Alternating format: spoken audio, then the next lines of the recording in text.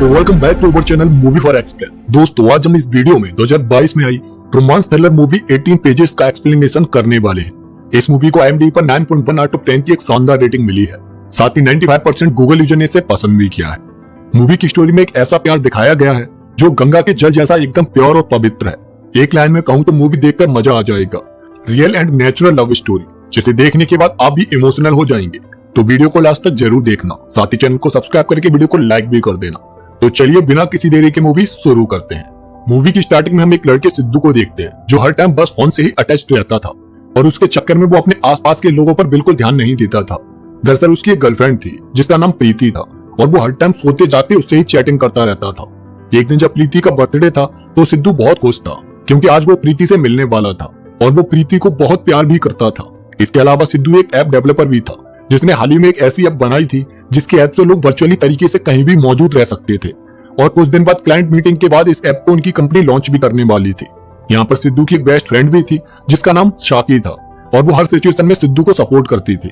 उस दिन सिद्धू ने शाकी को दिखाया था कि उसने प्रीति के लिए बहुत सारे गिफ्ट खरीदे हैं और वो बड़ी खुशी के साथ उन्हें लेकर प्रीति के पास जाने वाला ही था। पर तभी उसे पता चला कि प्रीति तो पहले से ही किसी और लड़के के साथ एंगेज्ड है और इतने दिनों से वो सिद्धू का तरफ काट रही थी।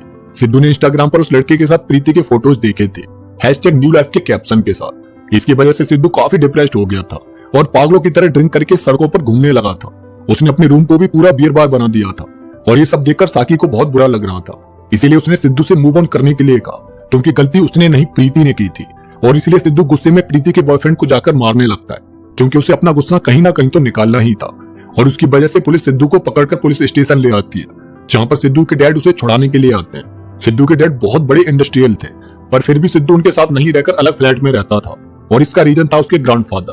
दरअसल कुछ साल पहले सिद्धू के ग्रैंडफादर घर छोड़कर चले गए थे और अभी तक वो उन्हें नहीं मिले थे और इसका जिम्मेदार सिद्धू अपने पेरेंट्स को मानता था क्योंकि उन्होंने उसके दादाजी की सही से केयर नहीं की थी।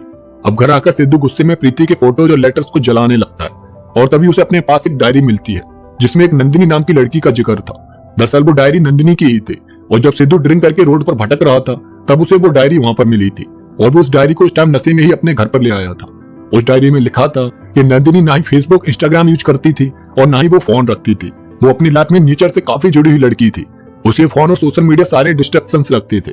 अब इतना पढ़ने के बाद सिद्धू का इंटरेस्ट नंदिनी के बारे में और जानने के लिए होता है क्योंकि आज के जमाने में ऐसा कौन होगा जिसके पास फोन नहीं होगा। इसलिए वो आगे उस डायरी को पढ़ने लगता है। दरअसल नंदिनी विजयनगर डिस्ट्रिक्ट के एक छोटे से गाँव से थी और वो अपनी लाइफ में होने वाले सारे मूवमेंट्स को अपनी डायरी में लिखती थी ताकि बाद में उन्हें वो एक्सपीरियंस कर पाए। वो फर्स्ट टाइम अपने गांव से हैदराबाद आई थी जहां पर उसकी फ्रेंड जानू रहती थी। वहां पर नंदिनी अपने दादाजी के द्वारा दिए गए एक एनवेलप को किसी वेंकटराव को देने आई थी और ये जिम्मेदारी उसके दादाजी ने मरने से पहले उसको सौंपी थी। फ्लैट पर आने के बाद जानू अपनी बाकी फ्रेंड से नंदिनी को मिलवाती है पर जानू के बाकी फ्रेंड्स एक दूसरे से बात ही नहीं करते थे। वो लोग हमेशा अपने काम और फोन्स में ही बिजी रहते थे। एक रूम में रहने के बाद भी वो लोग अलग अलग से रहते थे और ये बात नंदिनी को बहुत अजीब लगी थी। उधर सिद्धू के पास एक डॉक्टर संदीप आते हैं जिन्होंने हाल ही में उसके पड़ोस में शिफ्ट किया था। अब नंदिनी का मानना था कि किसी भी जीव को तब तक नहीं मारना चाहिए जब तक कि वो किसी का भोजन नहीं बने और इसीलिए वो हमेशा छोटे मोटे जीवों को मारने से बचती थी जैसे कॉकरोच और मॉस्किटो। और उधर नंदिनी की डायरी पढ़ने के बाद सिद्धू उससे इतना ज्यादा इंस्पायर हो रहा होता है कि वो वही सारे काम करने लगता है जो नंदिनी करती थी। अब उसे नंदिनी और उसकी डायरी दोनों से प्यार होने लगता है। अब नेक्स्ट डे सिद्धू का बॉस शाकी को क्लाइंट मीटिंग के लिए भेजता है जहाँ पर वो सिद्धू को ले जाने के लिए मना करता है क्योंकि सिद्धू हमेशा खोया सा रहता था और उसके बॉस को उस पर बिल्कुल भी यकीन नहीं था। पर फिर भी शाकी सिद्धू को ही अपने साथ लेकर जाती है जहाँ रास्ते में सिद्धू जीपीएस को ऑफ कर देता है क्योंकि उधर नंदिनी वेंकटराव का एड्रेस लोगों से पूछ कर ढूंढ रही थी। उसका मानना था इससे लोगों से इंटरेक्शन बढ़ता है और इसीलिए यही तरीका अब सिद्धू फॉलो करता है जिसकी वजह से वो टाइम पर क्लाइंट के पास पहुंच नहीं पाते हैं और क्लाइंट वहां से निकल जाता है। और तब शाकी का बॉस उन दोनों पर बहुत गुस्सा होता है पर इसके बावजूद भी सिद्धू यही कहता है कि नंदिनी का तरीका तो बिल्कुल ठीक था, बस क्लाइंट ही वहां से जल्दी निकल गया होगा। उधर नंदिनी सनातन आश्रम पहुंचती है जहाँ पर उसे बताया गया था कि वहाँ पर वेंकटराव से मिल सकते हैं। वहाँ पर उसे कई सारे अनाथ बच्चे मिलते हैं जो नंदिनी के पास आकर उससे केक खाने को मांगते हैं पर उस टाइम पर उसके पास केक नहीं था इसलिए वो बाद में उन्हें केक लाने को कहती है। अब वहाँ पर नंदिनी को पता चलता है कि वेंकटराव लास्ट 1.5 साल पहले यहाँ पर आई थी, तब से वो यहाँ पर नहीं आए हैं। अगर उसे वेंकटराव के बारे में जानकारी चाहिए तो वो एक लॉयर पद्मा से जाकर मिल सकती है क्योंकि वो आश्रम के केस के सिलसिले में उसके पास आते रहते हैं।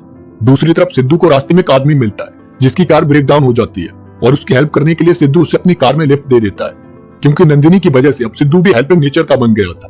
वहाँ पर वो उस आदमी को अपनी ऐप के बारे में सारी इन्फॉर्मेशन बताता है और उसे एयरपोर्ट छोड़ने के बाद जब सिद्धू और साथी ऑफिस आते हैं तो उनके बॉस उन्हें फायर कर देते हैं पर तभी क्लाइंट की वीडियो कॉल उनके पास आती है और उससे बात करने पर सिद्धू को पता चलता है कि ये तो वही आदमी है जिसे उसने रास्ते में लिफ्ट दिया था। उसे सिद्धू की ऐप बहुत पसंद आती है और वो उस प्रोजेक्ट के लिए हाँ कर देता है। इससे वहां पर खड़े सारे लोग बहुत खुश होते हैं और अब सिद्धू के दिल में नंदिनी के लिए और ज्यादा प्यार और रेस्पेक्ट बढ़ जाती है। और आगे उसे पता चलता है कि एक दिन नंदिनी जब फ्लैट पर आई थी तो उसकी फ्रेंड जानू रो रही थी क्योंकि उसके बॉयफ्रेंड ने उसे चीट किया था। तब नंदिनी ने उसे समझाया था कि वो उससे सच्चा वाला प्यार नहीं करता था, अगर करता होता तो वो किसी और की तरफ अट्रैक्ट ही नहीं होता। It's a attraction not a love. इसलिए वो भी उसे माफ कर दे और भूल जाए। और अब ये सब पढ़ने के बाद सिद्धू को रियल लव के बारे में समझ आता है और इसीलिए वो प्रीति के पास आता है और उससे और उसके बॉयफ्रेंड से माफी मांगता है और उसे हमेशा खुश रहने की दुआ देकर चला जाता है। अब नंदिनी अपनी बातों और एक्शन से जानू की सारी फ्रेंड्स को एक कर देती है और अब वो मिलकर अपनी लाइफ एंजॉय करने लगती है। और उधर सिद्धू भी नंदिनी की तरह अपनी लाइफ को खुलकर एंजॉय कर रहा होता है। उसने अब मोबाइल रखना भी बंद कर दिया होता है। एक दिन नंदिनी ने रोड पर एक बच्चे की हेल्प की थी और उसे अपने सारे पैसे दे दिए थे, जिसकी वजह से उसके पास टिकट लेने के लिए भी पैसे नहीं थे। तब कंडक्टर अंकल ने उसे अपने पैसे से टिकट दी थी और उसे थोड़े पैसे भी दिए थे और बाद में लौटाने के लिए बोल दिया था। उधर एक बूढ़े बाबा सड़क पर भीख मांग रहे होते हैं और जैसे सिद्धू उन्हें देखता है तो उसे पता चलता है कि ये तो उसके दादाजी हैं और इसीलिए सिद्धू उन्हें अपने साथ अपने घर ले आता है। वो थोड़ा मेंटली अनस्टेबल हो गई थी और तब सिद्धू अपने पेरेंट्स से कहता है कि वो उसके दादाजी का प्यार से ख्याल रख सकते हैं तो वो उन्हें वहां पर छोड़कर जा रहा है, वरना वो उन्हें अपने पास ले जाएगा। पर उसके पेरेंट्स उनका अच्छे से ख्याल रखने का प्रॉमिस सिद्धू से करते हैं। उधर Nandini next day lawyer Padma से जाकर मिलती है और वहां से उसे पता चलता है कि मंडे को वेंकटराव उसके पास हियरिंग के लिए आते हैं, तब वो उसे एनवेलप दे सकती है।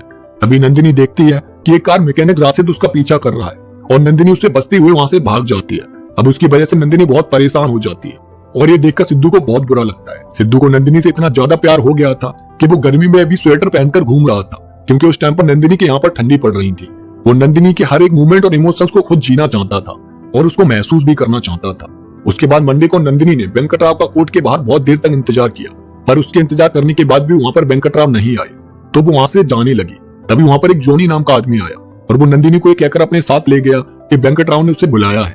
पर रास्ते में जोनी की कार में दो आदमी आकर बैठ गए जिनके पास नायब था। उन्होंने नंदिनी को किडनैप कर लिया था, पर रास्ते में उसे उस बच्चे ने देख लिया था जिसकी नंदिनी ने एक बार हेल्प की थी और इसीलिए वो बच्चा डॉक्टर संदीप को लेकर जोनी के पास पहुंच गया और रास्ते में ही पुलिस की हेल्प से संदीप ने नंदिनी को बचा लिया था और इसकी वजह से नंदिनी और संदीप के बीच नजदीकियां बढ़ने लगी। और ये पढ़कर सिद्धू को बहुत बुरा लग रहा था क्योंकि उसे लग रहा था कि नंदिनी ने संदीप से शादी कर ली होगी और इसीलिए वो अपने रूम में बैठकर रो रहा होता है। तभी उसके पास साकी आती है और उससे कहती है कि वो 1 साल पुरानी स्टोरी को पढ़ रहा है, तो हो सकता है कि नंदिनी ने शादी कर ली हो। और तभी सिद्धू को याद आता है कि उसके पड़ोस में जो डॉक्टर संदीप रहता है वो वही है जिसके साथ नंदिनी डेट कर रही थी और इसीलिए साकी के कहने पर सिद्धू संदीप के घर उसकी वाइफ को देखने आता है, पर वो वहां पर नहीं होती है क्योंकि कल उनकी एनिवर्सरी थी, इसलिए वो शॉपिंग करने गई थी। वहां पर संदीप उन दोनों को अपनी एनिवर्सरी पार्टी में इन्वाइट भी करता है और जब वो दोनों नेक्स्ट डे उस पार्टी में संदीप की वाइफ को जाकर देखते हैं तो वो नंदिनी नहीं होती है और ये देखकर सिद्धू बहुत खुश होता है और वो वहीं पर पागलों की तरह नाचने लगता है। दरअसल नंदिनी को संदीप के साथ प्यार जैसी कोई भी इमोशंस महसूस नहीं हुए थे, इसीलिए वो अच्छे दोस्त बन गए थे। अब उसके बाद नंदिनी को पता चलता है कि वेंकटराव उससे चिल्ड्रन पार्क में मिलने वाले हैं, इसीलिए वो वहां पर नेक्स्ट डे पहुंच जाती है। तभी वहां पर वेंकटराव आते हैं और उससे वो लिफाफा मांगने लगते हैं और नंदिनी ने सिर्फ यहीं तक अपनी डायरी में लिखा हुआ होता है। इसके बाद के पेजेस खाली होते हैं। ये पूरी स्टोरी उसने 18 पेजेस में लिखी थी और इसी 18 पेजेस की वजह से सिद्धू को नंदिनी से इतना ज्यादा प्यार हो गया था। एक तरह से नंदिनी उसकी लाइफ में आई और अचानक से बिना कुछ बताए ही चली गई थी। तब साकी उसे नंदिनी के गांव जाकर उसे ढूंढने के लिए कहती है और इसीलिए नेक्स्ट डे सिद्धू नंदिनी के गांव उसके घर पहुंच जाता है, जहां पर उसे नंदिनी की दादी से पता चलता है कि नंदिनी का 1 साल पहले अपनी फ्रेंड जानू के साथ एक्सीडेंट हुआ था और उसमें उसकी मौत हो गई थी। अब ये सुनकर सिद्धू के तो पैरों तले जमीन खिसक जाती है। वो नंदिनी की डायरी को अपनी सीने से लगाकर आंखों में आंसू लेकर वहां से वापस आ जाता है। उसकी लाइफ एकदम से रुक सी जाती है।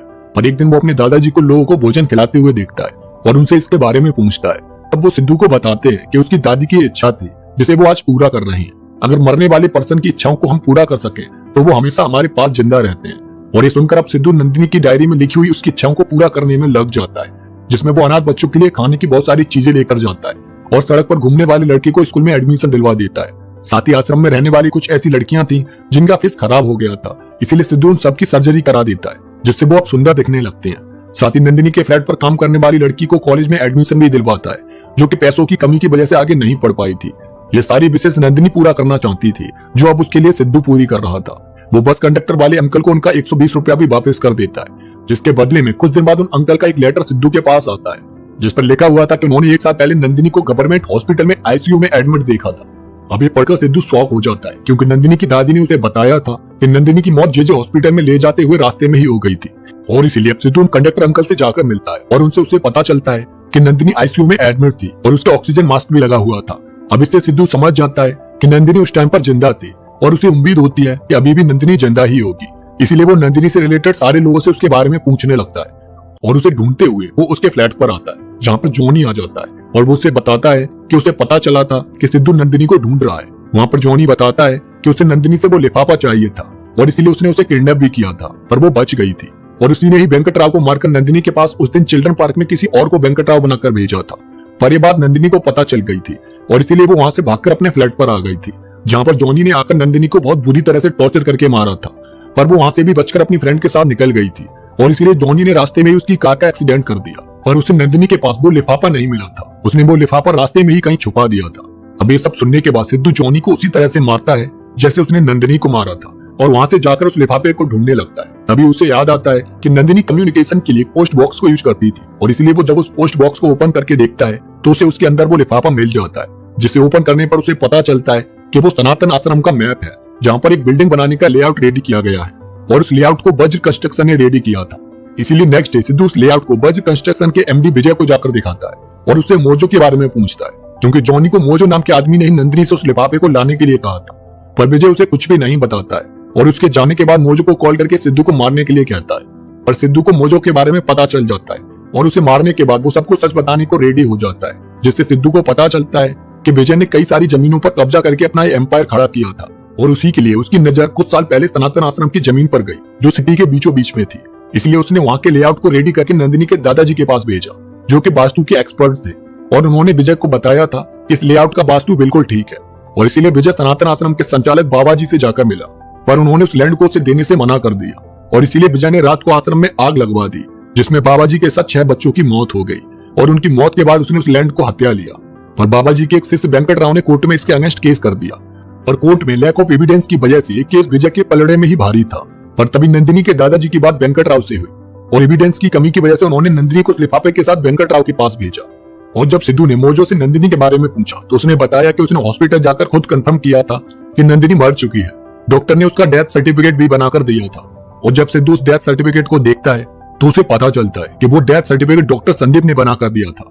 इसीलिए सिद्धू संदीप से नंदिनी के बारे में आकर पूछता है। तब संदीप बताता है कि जब नंदिनी आईसीयू में थी तब मोजो ने डॉक्टर से कहा था कि वो नंदिनी को मार दे, इसके लिए वो उससे बहुत सारे पैसे देगा और इसलिए डॉक्टर संदीप ने नंदिनी को मरा हुआ घोषित कर दिया था, जबकि वो उस टाइम पर मरी नहीं थी। इतने सालों तक डॉक्टर संदीप ने ही नंदिनी का ट्रीटमेंट किया था और अब वो उसके पास बिल्कुल सेफ थी। और जब सिद्धू उसे देखने जाता है तो उसे दूर से ही देखकर वो वापस चला आता है क्योंकि वो नंदिनी को ये नहीं बताना चाहता था कि उसने उसके लिए इतना सब कुछ किया था। वो एहसान जताकर प्यार नहीं पाना चाहता था। अब नेक्स्ट सीन 6 मंथ बाद का दिखाया जाता है जहाँ पर नंदिनी अपने फ्लैट पर आती है। तभी उसके पास वही काम करने वाली लड़की आती है और वो उसे बताती है कि वो अब टीसीएस में जॉब करती है क्योंकि सिद्धू ने उसकी पढ़ाई में हेल्प की थी। उसके बाद जब वो आश्रम आती है तो वहां से उसे पता चलता है कि सिद्धू ने यहाँ से आश्रम शिफ्ट कर दिया है और उसने अब बहुत ही फैसिलिटी के साथ नया बहुत बड़ा आश्रम बनाया है जहाँ पर अनाथ बच्चों को पढ़ाई भी दी जाती है। आश्रम आने के बाद नंदिनी को पता चलता है कि सिद्धू ने नंदिनी की सारी विशेष को पूरा कर दिया है। यह सब जानकर नंदिनी की सिद्धू से मिलने की क्यूरियोसिटी बढ़ जाती है। साथ ही उसे लॉयर पद्मा से भी पता चलता है कि सिद्धू ने उस लेआउट के जरिए विजय को उसकी सजा दिलवाई और उसके हाथों से सनातन आश्रम को बचा लिया। यह सब जानकर नंदिनी बहुत खुश होती है और सिद्धू का पता करते हुए साकी के पास तक आ जाती है और साकी से उसे पता चलता है कि सिद्धू ने उसके लिए क्या क्या किया था और वो उससे बेइंतहा प्यार करता है, पर वो एहसान के बदले प्यार नहीं चाहता था, इसलिए वो उससे मिले बिना ही चला गया था। और अब वो नंदिनी की एक लास्ट विश को पूरा करने के लिए कहीं गया है और वो लास्ट विश थी कि वो अपने पेरेंट्स की डेथ एनिवर्सरी पर काशी जाना चाहती थी। इसीलिए नंदिनी सिद्धू को ढूंढते हुए काशी जाने वाली ट्रेन में चढ़ जाती है जहाँ पर उसके सामने वाली सीट पर ही सिद्धू बैठा हुआ होता है और उसकी बातों से उसे पता चल जाता है कि वो सिद्धू ही है और इस तरह वो दोनों एक साथ आ जाते हैं और नंदिनी रोते हुए उसके कंधे पर सर रखकर उसके पास बैठ जाती है। Very lovely and emotional moment. उस टाइम सिद्धू की आंखों में भी आंसू होते हैं और नंदिनी की डायरी उसके साथ ही होती है और इसी के साथ इस मूवी की भी एंडिंग हो जाती है। सच में इस मूवी को देखने के बाद समझ आया कि रियल लव और अट्रैक्शन में क्या फर्क होता है। सच्चा प्यार सेल्फिश नहीं होता, वो तो कितना भी कर लो कम ही लगता है। प्यार के लिए दूरियां मायने नहीं रखती, बिना देखे भी प्यार हो सकता है। तो दोस्तों आपको ये मूवी कैसी लगी कमेंट करके जरूर बताना। साथ ही चैनल को सब्सक्राइब करके वीडियो को लाइक भी कर देना। तो इसी के साथ मिलते हैं नेक्स्ट वीडियो में एक और सस्पेंस थ्रिलर मूवी के साथ। तब तक के लिए जय हिंद।